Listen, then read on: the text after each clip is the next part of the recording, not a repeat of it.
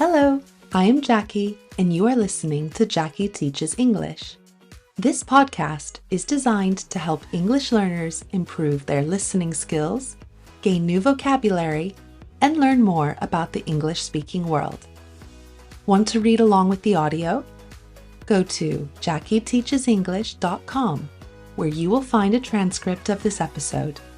Without further ado, let's dive in.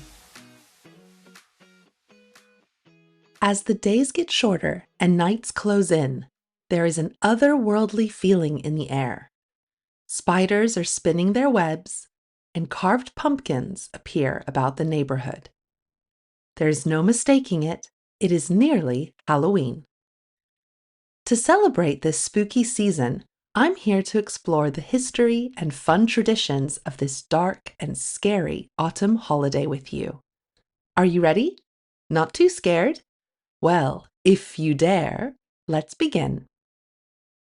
Halloween is a much beloved holiday, especially in the United States and the UK, and it is growing in popularity across many other countries too. When we think of Halloween, we have images of pumpkin carving, trick-or-treaters in costumes, and maybe even a Halloween party for the adults. But where did these sugar-fueled, spooky festivities come from? I've used the word spooky a couple of times already, and in case you don't know it, it means sinister or ghostly, in a way that causes us to be a little uneasy or afraid. You might hear someone knocking at the door, but when you go to open it, there is no one there. You might say, "Oh, that was spooky," and close the door quickly, making sure to lock it. So this spooky holiday of Halloween originated in the British Isles about 2,000 years ago with the Celts, a pagan people who worshipped nature and celebrated the changing of the seasons. Their festival was Samhain, which literally meant summer's end. It is normal that upon seeing leaves changing colors and dying, and the green grass turning brown, that the Celts would associate this season with death and spirits. In fact, they believed that on Samhain, which was celebrated around what is today November 1st, the veil between the world of the living and the spirit world was very thin, and it was easy for dead souls to return. It was believed that on the eve of Samhain, or October 31st, souls were free to roam the earth again. Some of these spirits would be friendly, and others, not so much. In order to protect themselves from these malicious spirits, the Celts would leave food outside their homes to appease them. If we appease someone, we do something that satisfies them. We give in to their demands and pacify them. If the spirits couldn't be appeased, the next best thing was to ward them off. To ward something or someone off is to prevent them from harming or affecting you. In order to ward off bad spirits, the Celts would light bonfires and burn animal bones. This is actually the origin of the word bonfire, by the way, bone fire, as bones were often burned as part of these large celebrations. And if all of that wasn't good enough to protect them from the spirits, the Celts turned to distraction. They could distract and confuse the evil spirits by dressing up in costume. So we'll talk more about these costumes and what they used to be like a little later on in this episode.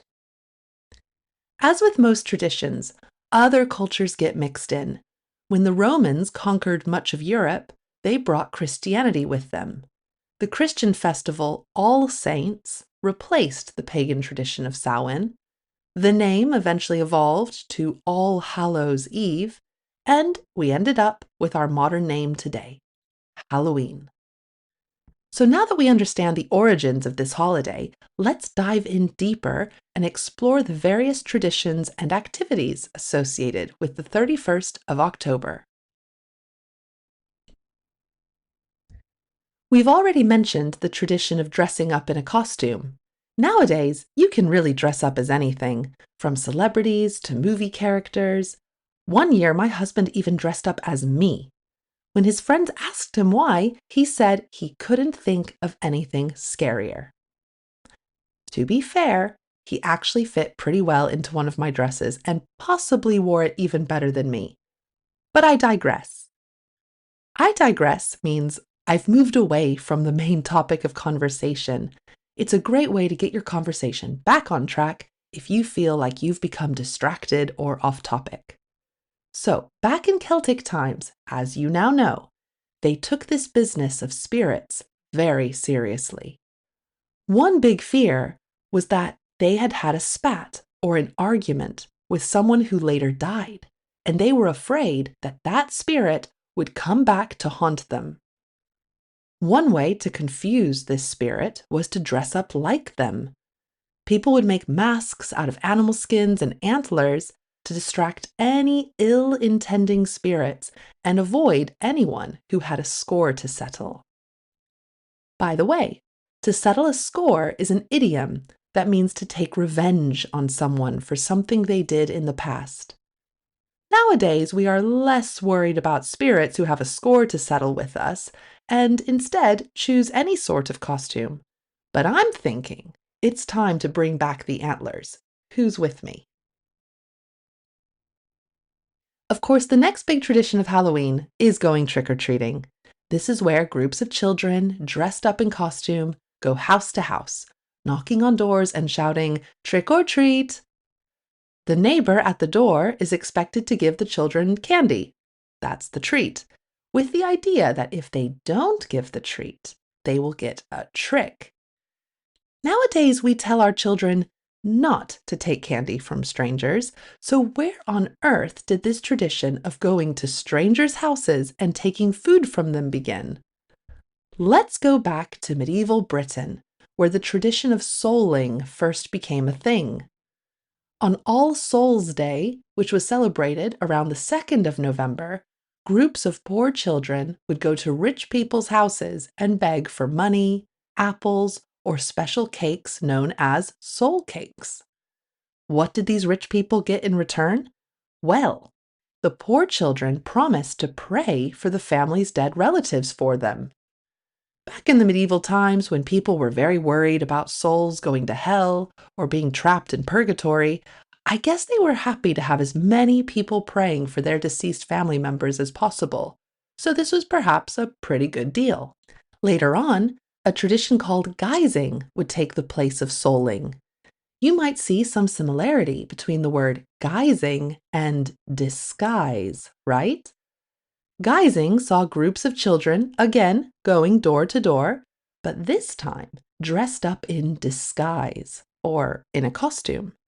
They would still ask for food, but in exchange, they would recite poetry or sing a song.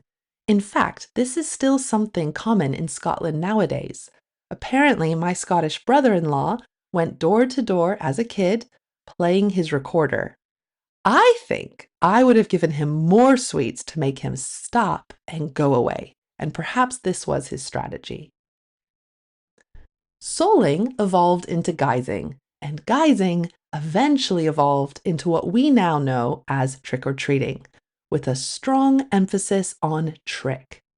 Because this tradition really became quite mean, especially in the 1920s in the United States. There was a lot of destructive pranking, especially in large cities. A prank is a practical joke or a mischievous act. However, this destructive pranking really got quite out of hand. Large-scale vandalism, including breaking into property, setting fire to buildings, and smashing windows are just some examples. The phrase to get out of hand means to become difficult to control, and I think we can safely say that the trick-or-treaters were getting out of hand.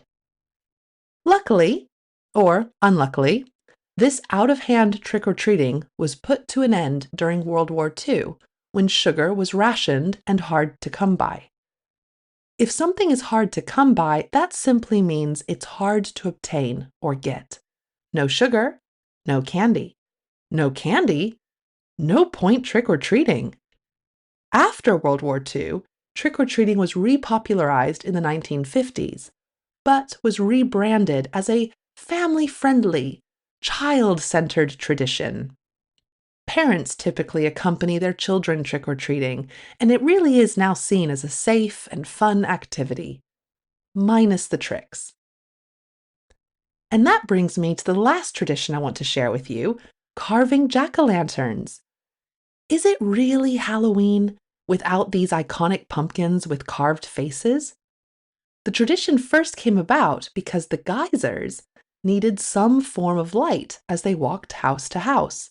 Their chosen lantern, a hollowed-out turnip with a candle on the inside. They would carve out faces in order to frighten off nasty spirits.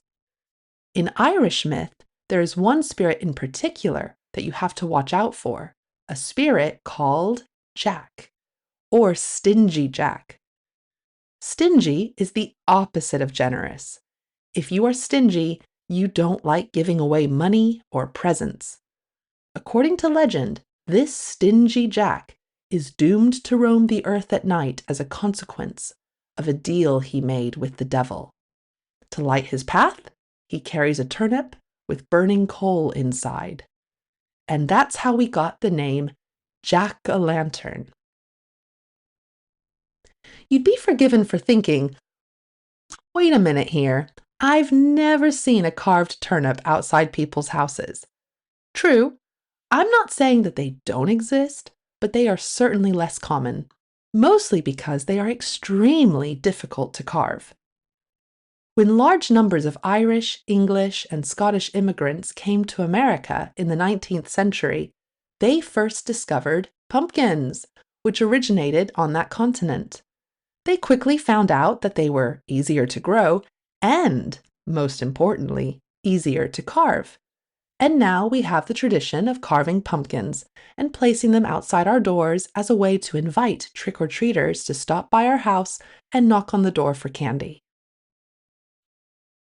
We are now approaching the end of this episode all about Halloween, but before I go, I want to share a few spooky idioms that are perfect for this time of year. The first one is skeletons in the closet. If someone has skeletons in their closet, it means that they are hiding something from their past that would be very embarrassing or socially damaging for them if anyone discovered it. Up next is ghost town. We use this idiom to describe a place with very few residents. Perhaps in the past it was a much busier, livelier place, but now it's largely deserted and only a few people live there. We can also use it to describe a certain situation, such as, my city is a ghost town in the evening. No one comes out at night. And finally, let's talk about the graveyard shift. This describes a work shift that runs through the early morning hours, usually from midnight to 8 a.m. Anyone who has to work these irregular hours where they are working at night instead of during the day can say that they are working the graveyard shift. And speaking about graveyards, there is another great idiom, to dig your own grave. This means that you do something foolish or stupid, which will cause severe consequences for yourself. For example, she dug her own grave when she made fun of her boss on social media. We can imagine that she had to have a pretty unpleasant conversation with her boss and potentially even suffered professional consequences because of it. And there you have it. You are now fully equipped with the knowledge of the history, origins, and traditions of Halloween, and you are ready to go out trick-or-treating. And on that note, I'm going to wrap it up here. Thank you so much for joining me for another episode, and I hope you've enjoyed finding out more about this fun holiday. Remember that you can access the annotated transcript with vocabulary for this episode on my website, JackieTeachesEnglish.com, where you can also find my blog and information about online English lessons. I'd love to help you take your English to the next level. If you found this episode useful, please subscribe, rate, and leave a review. Take care wherever you are and have a fun and safe Halloween. Bye!